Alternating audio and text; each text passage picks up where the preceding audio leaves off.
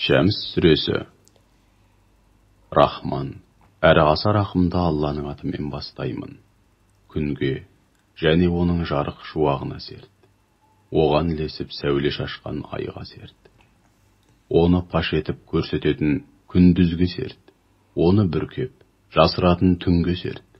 Аспанға және оны теңдессіз жүйеге келтіріп, тірексіз тұрғызғандарға серт.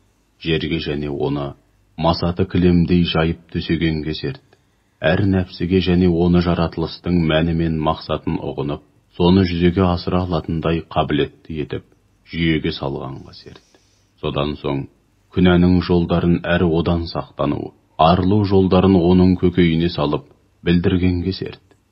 Сол нәпсіні тәкаппарлықпен Аллаға қарсы келу дертінен арылтқандар, Алланың ауыр азабынан құтылып, мұратына жетеді. Ал нәпсісін тәкаппарлықпен күнә батпағына батырып, бүлдіргендер адыра қалады.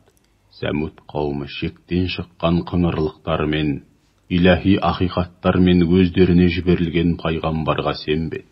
Ақыры өзгелердің айдап салуымен араларындағы ең қаныпезер жауыз суырылып алға шықты.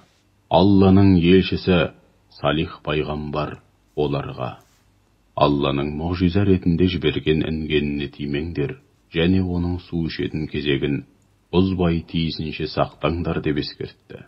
Бірақ олар пайғамбарды өтірікші санап, інгенді аяусыз бауыздап өлтірді.